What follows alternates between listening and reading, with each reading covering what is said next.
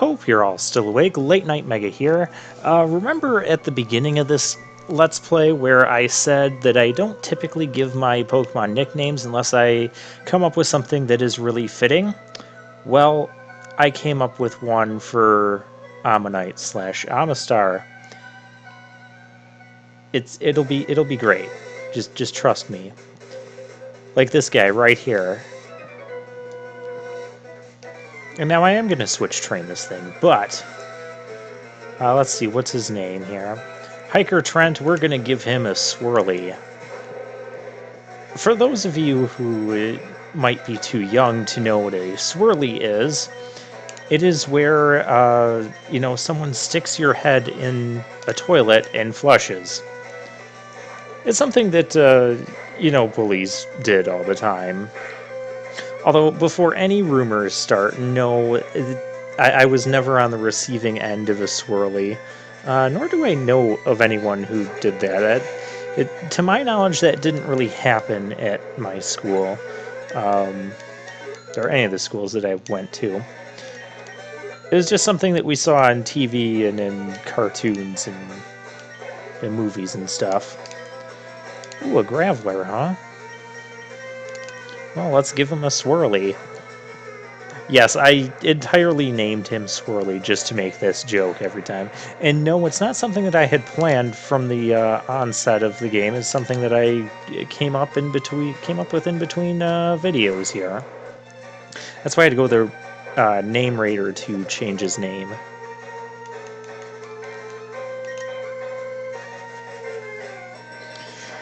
So yeah, in this episode, I'll be showing you guys, yeah, I mean, look at this. You have faced another Graveler and an Onyx coming right out of the rock tunnel there.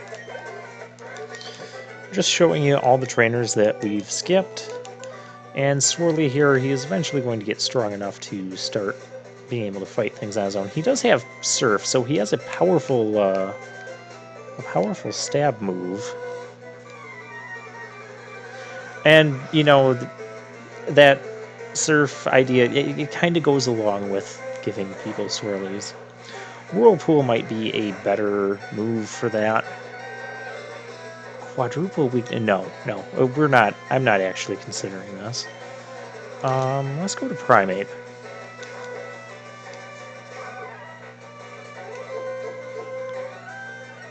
I do have the TM for a Brick Break.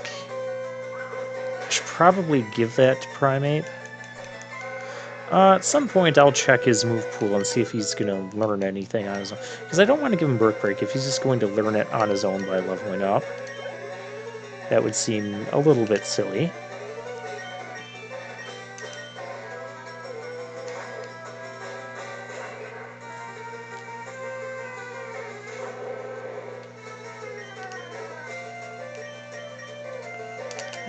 We'll go into Primeape again. Alright, so I think I was talking about Mega Evolution at some point, and my thoughts on Mega Evolution. I like Mega Evolution as a concept. We're talking about Gen 6 mechanics now, by the way. I need to talk about something, because this whole video is just going to be training. Training through these trainers. Training through the trainers. I get it.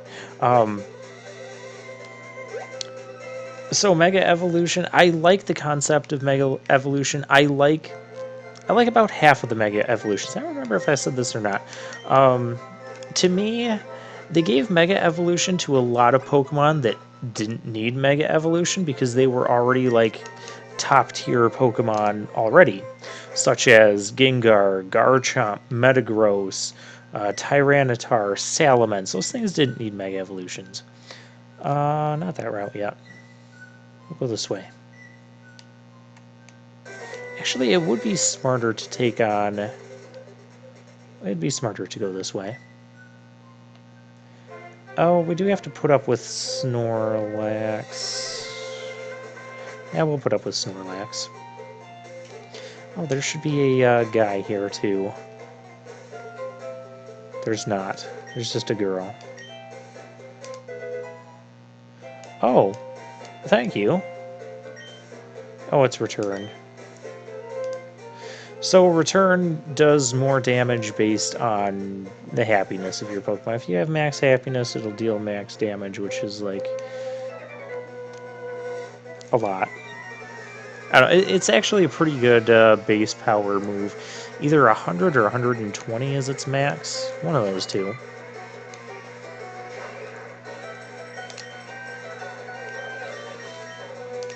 Venusaur.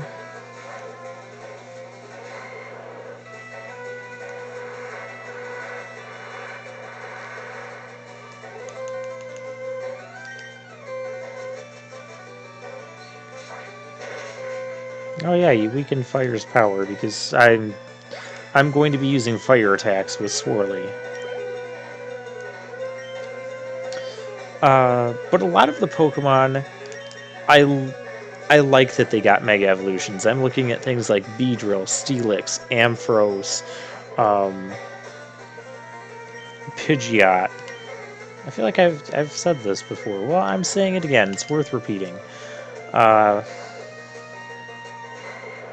Yeah, those are my thoughts on Mega Evolutions.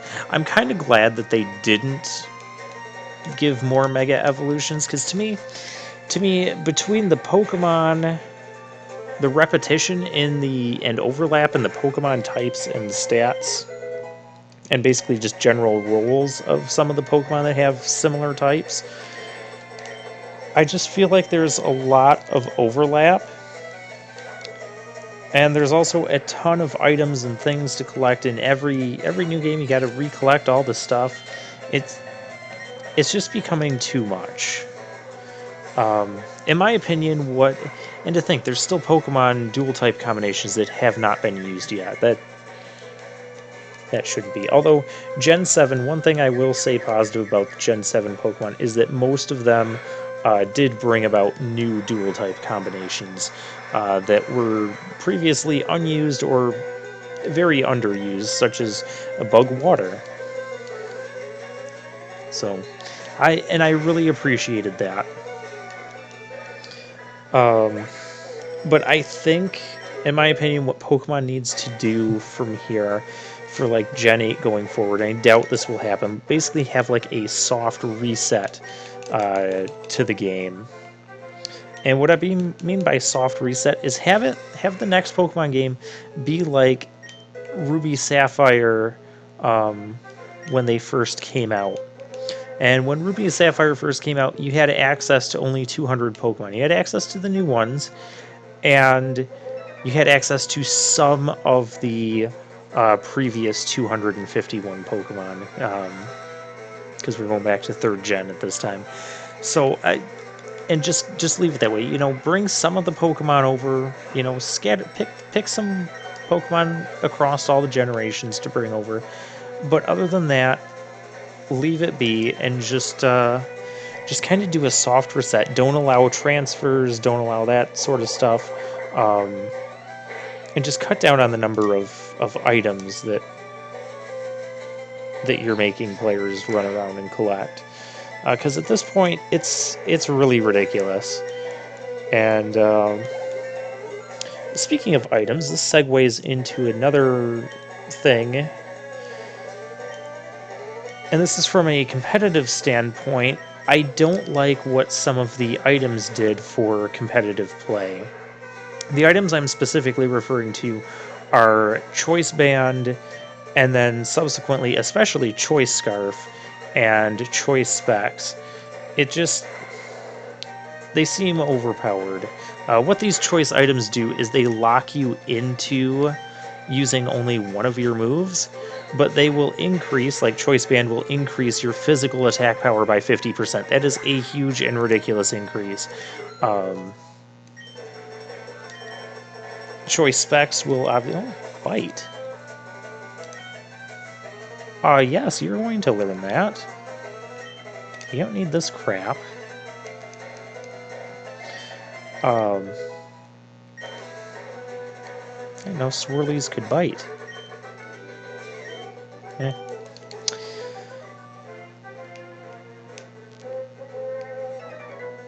Hi there. The Fishing Fool versus Pokemon Kid? Okay. Loser gets a swirly. I'm having way too much fun with this.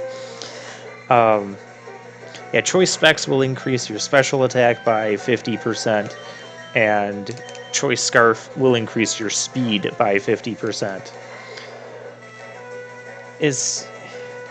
To me, it just kind of pushed competitive play into a level of, there's a lot of like hyper offense, and it was just, I don't know, in my opinion, it was just too much.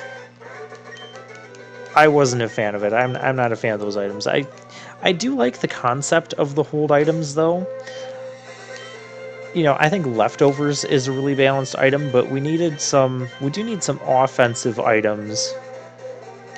Oh, another hidden power TM. We do need some offensive items that don't give that much of a boost. I think Life Orb is a good example. Life Orb grants a 30% boost to all of the power of your attacking moves, but you end up taking damage for using it. And it's a 30% boost, if I didn't mention that. And I'm on autopilot again. It's a training video. Of course I'm going to be on autopilot.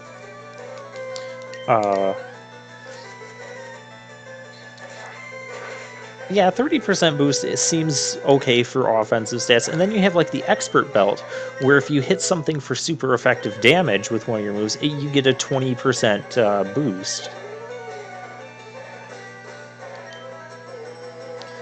Now, another thing I might be okay with, if you want to grant like a 50% boost or even like 40%, the items that increase a certain type of attack, such as Charcoal, Mystic Water, those types of items where they only increase one stat. I think the gems increase by 50%, but they're like one-shot things.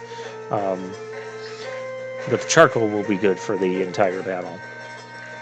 I believe charcoal is like 15% boost, 10 to 15%. Maybe it's 20, 25, somewhere around there. It's no more than 25 for sure. But I'm pretty sure it's 10 or 15%. I'd like if they would have taken those items, because then, you know, it wouldn't be that overpowered because it would only be on one type of attack for that Pokemon. But you could generate a lot of power against something that didn't resist. So something using Flamethrower that was a fire type, so it gets a stab boost, plus we're adding, you know, a 40 or 50% boost from Charcoal. But I think that would be fine. I think it would be better for the meta to create a healthier meta than what the choice band and choice items have done. Because those items are just everywhere and they're ridiculous.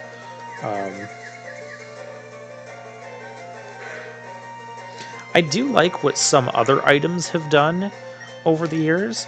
Like Gen 4, we had like the Toxic Orb and the Flame Orb. They would inflict the holder with either the poison toxic status or burn status. You may think, well, why would you want to give your Pokemon those negative status effects?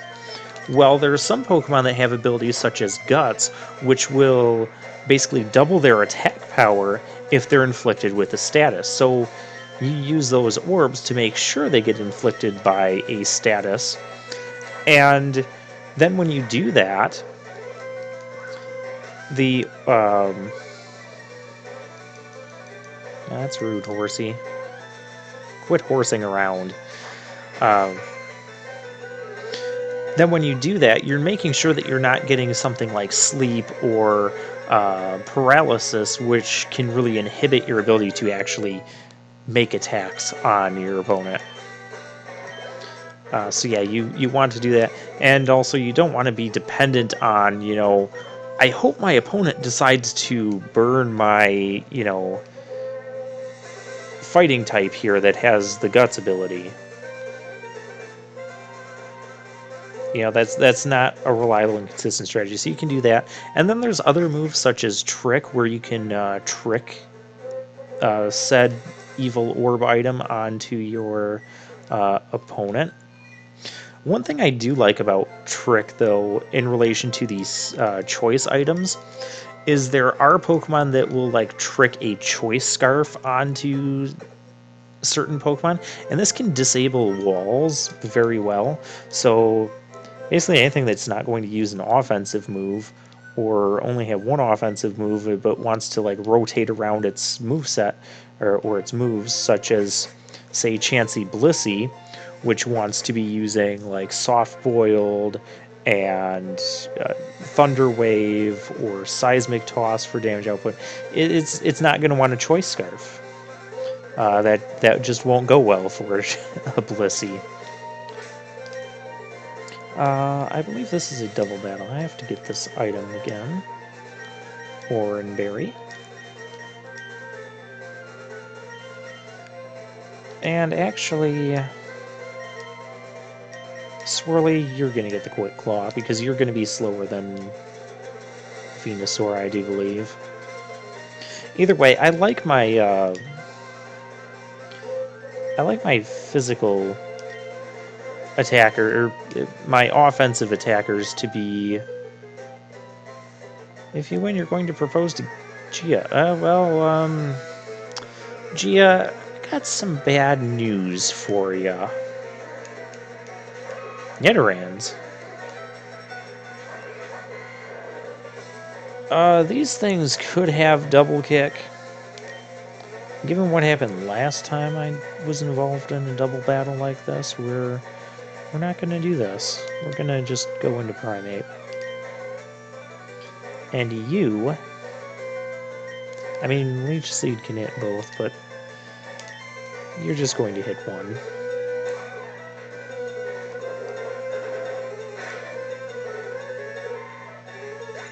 Yeah, Strength is kind of nice to have on Venusaur there. Okay, it went for Bite. That's... Oh, that's what it did.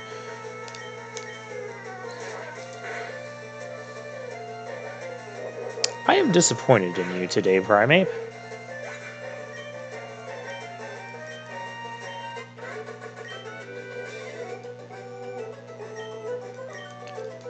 Why wouldn't I let you win? Because I don't want to let you win. Hahaha, she's mad now. Okay, we'll wake you up.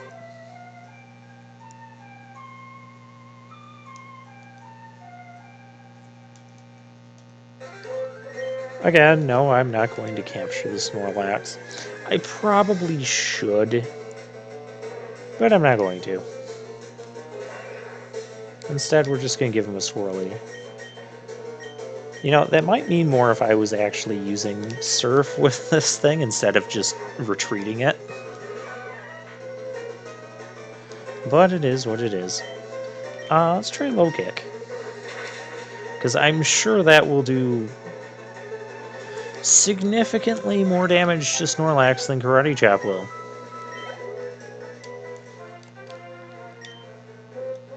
It returned to the mountains. We're not by any... Never mind. If we come here, we have the fishing guru. He loves fishing. We can be friends, and this is where we get the super rod. Weird, because if we had come this way first before going down the bike path to Fuchsia... Oh, yeah, he wants to, like, weigh Magikarps or whatever. Who cares? Hi there. Oh, well, good for you. Yeah, along these routes, you're going to fight a lot more variety than the bike routes. These routes, we're going to have, you know, a few of these electric types. This guy's a rocker. Well, he's in for a shocker. We'll fight some water-type trainer. He has low attack. But that was rude.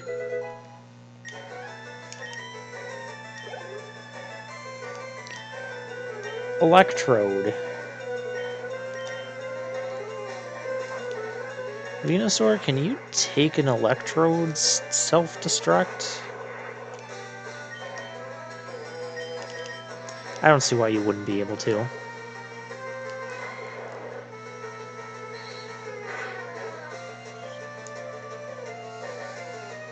Although now I'm paranoid. I don't think you can take it from that range. At least that's not a theory that I'm willing to test. But we have Super Potions, so we don't have to test that. Please don't... Okay, thank you for not paralyzing. Put this chump to sleep. And, of course, we paralyzed there. But we put it to sleep, so we traded statuses. Well, let's try Strength. I believe it has weaker physical defense, but then again, it's... Or we can just be fully paralyzed. Really? I don't want to switch this Venusaur out, because then Swirly is going to get less experience.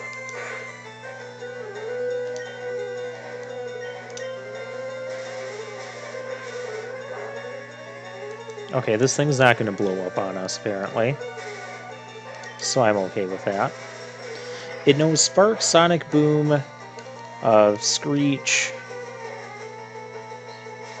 and some fourth move.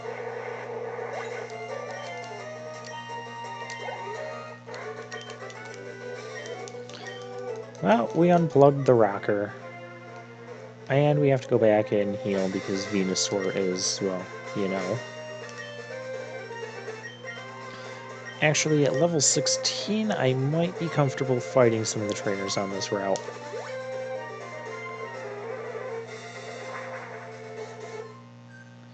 I might try it anyways.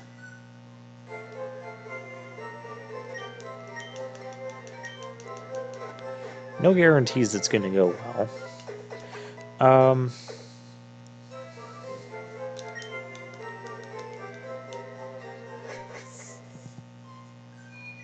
What else was I talking about? Oh yeah, we'll run into water, electric types on that route. A bunch of bird keeper, flying types.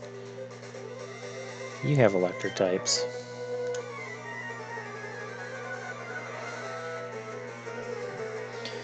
We're gonna give this Gambler Rich a Swirly. Oh, you have Growlithe. You're 8 levels ahead. Can you even do anything that I care about?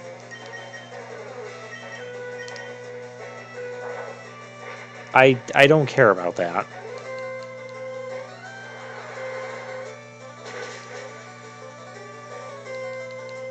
That was nice.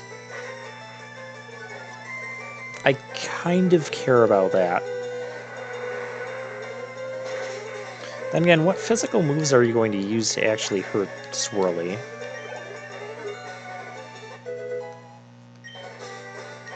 Swirly here is going to evolve into Amistar at level 40. What can you even do? Ha! Quick Claw activated! Yeah! That's rude. I was gonna say, please bring out anything but Meowth, because it's not really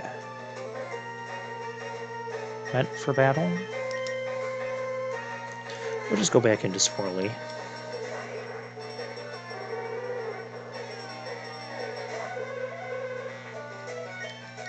Oh look, Hypno's back. It's only because of the roar, it's not because I'm trying to train this thing, you know that.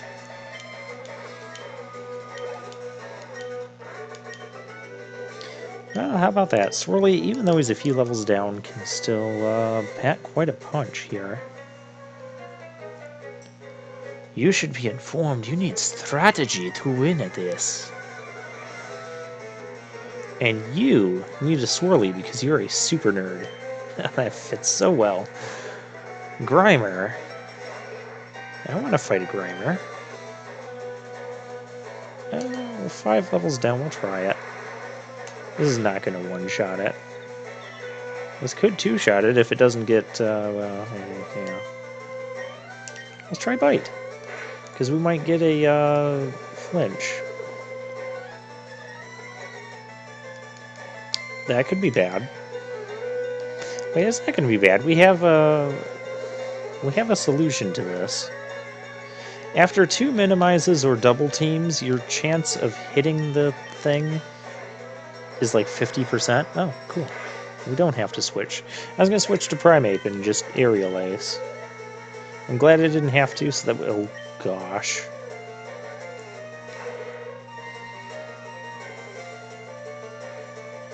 We're going to switch here.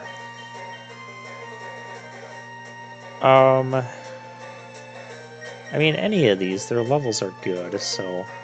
Primeape. In case he wants to do dumb things. You're not supposed to do that.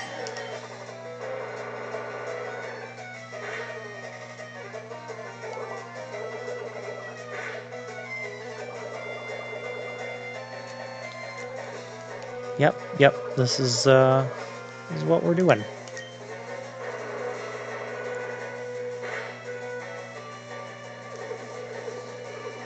Oh, and you're gonna minimize. Wonderful. I still have another Pokemon to fight after this. Huh. Okay. Well, that'll finish the muck. Yeah, go Swirly. 2 attack, 2 defense, 2 special attack. Doing pretty good. No, it's not. It's still underleveled, but we're getting there. We're getting there, and we're fighting trainers that we would have been fighting with Flareon, but you know what happened.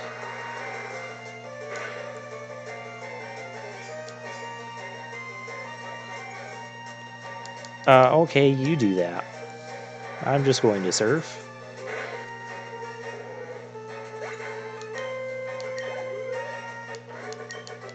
Well, we gained 13 levels in this episode, so just because of poison, I'm going to fly back to Lavender Town. Yeah, I know it's right there, but we're flying.